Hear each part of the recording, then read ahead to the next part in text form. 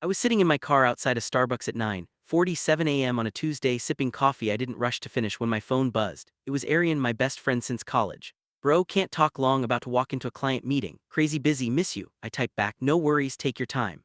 Then I put my phone down, leaned my seat back and watched the sunlight hit the windshield. I was 35 years old. I hadn't worked in 11 months.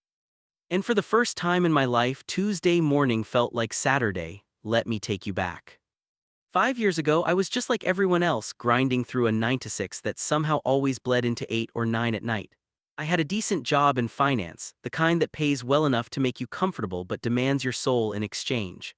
Back then, if you told me I'd retire before 40, I would have laughed and asked you which fantasy novel you were reading. But something shifted when I turned 30. I remember the exact moment. It was my birthday, and instead of celebrating, I was on a work call at 11 p.m. trying to close a deal that ultimately fell through anyway.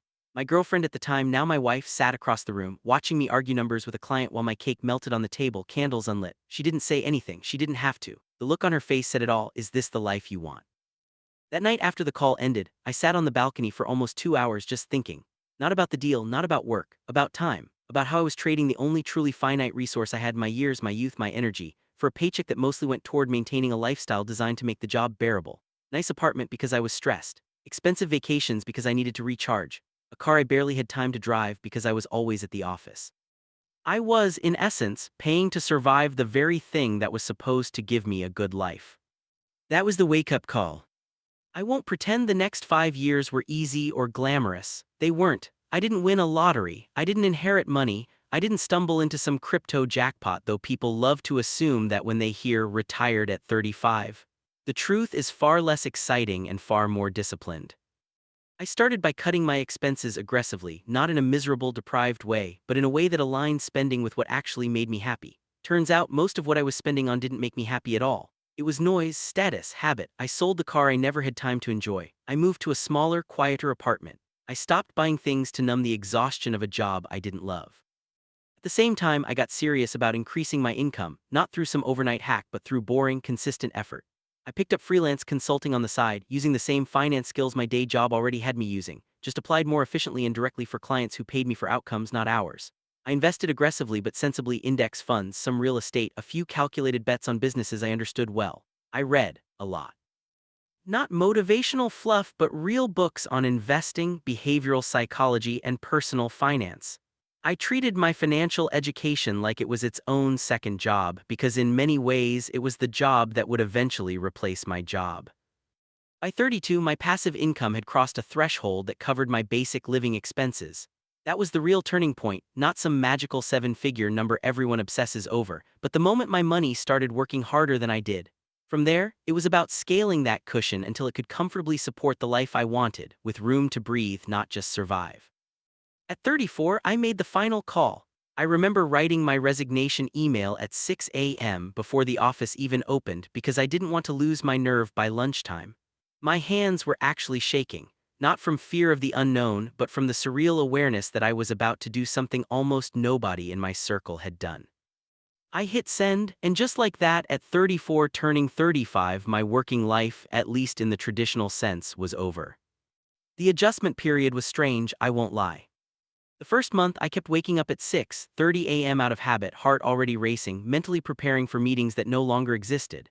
I'd check my email obsessively, waiting for a fire to put out. There wasn't one. I didn't know what to do with silence. Society trains us so thoroughly to associate self-worth with productivity that the absence of urgent tasks felt almost like guilt. But slowly, and I mean slowly, that guilt faded into something else: peace, real, unrushed peace.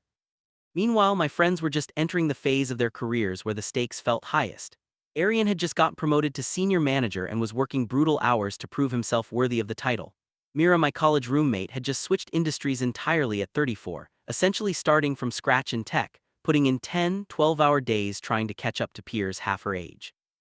Rohan, one of my closest friends from university, had just had his second child and was more stressed than I'd ever seen him, juggling diaper changes with quarterly performance reviews, running on 4 hours of sleep and pure adrenaline.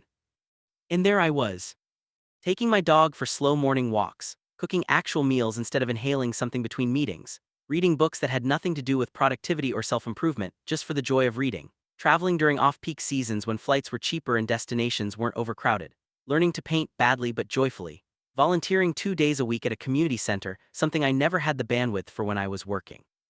People assume retiring early means doing nothing. That's not quite right. It means doing everything you actually want to do instead of everything you're obligated to do. Here's the part that surprised me the most, though: the social dynamics. Some friends were genuinely happy for me. They'd ask thoughtful questions, curious about the process, wanting to learn, sometimes even a little inspired to start their own journey toward financial independence. Those conversations were some of the most rewarding of this whole experience, watching people realize this wasn't some fantasy reserved for trust fund kids, but something methodical, achievable, born from discipline rather than luck. But not everyone reacted that way.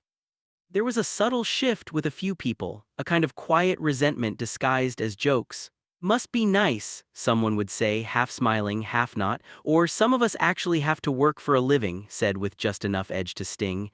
I understood it, even if it hurt a little. When you're in the trenches of your career, exhausted and stretched thin, watching someone your age lounge freely can feel like an insult, even if it isn't meant as one. It forces an uncomfortable question: did I make the wrong choices? Am I doing something wrong by still working? I want to be clear about something though: retiring early isn't inherently better than building a long, ambitious career. Some of my friends genuinely love what they do. Rohan, despite the exhaustion, lights up when he talks about his work in architecture.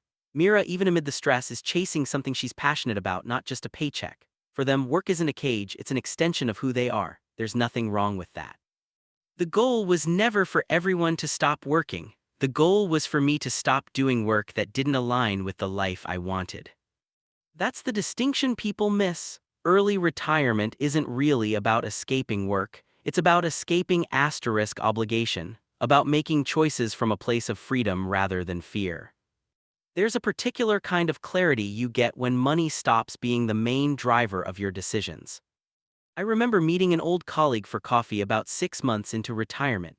He was climbing the corporate ladder aggressively, chasing a director title, working himself into the ground for a promotion that would add maybe 15% to his salary and double his stress. He asked me, half joking, half serious, "So what do you actually do all day? Don't you get bored?"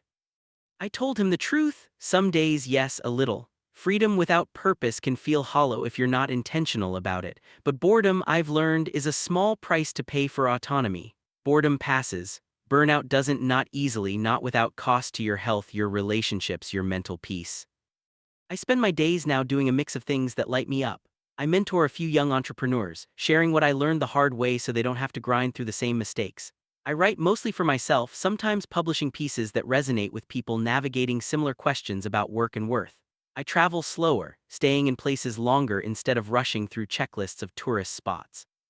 I spend real, unhurried time with my parents, who are aging faster than I'd like to admit, and I no longer have to choose between visiting them and meeting a deadline. That, more than anything, is the true reward of early retirement. Time, not luxury, not status, just time, the one thing you can never buy back once it's gone. Do I have regrets? Not really. If anything, my only regret is not starting the mindset shift sooner. I wasted years assuming the traditional path: climb the ladder, retire at 60, then finally live, was the only option. It's not. It's just the most common one, the one nobody questions because everyone else is doing it too. Will I ever go back to traditional work? Maybe. Not out of necessity, but if something excites me enough to pursue it.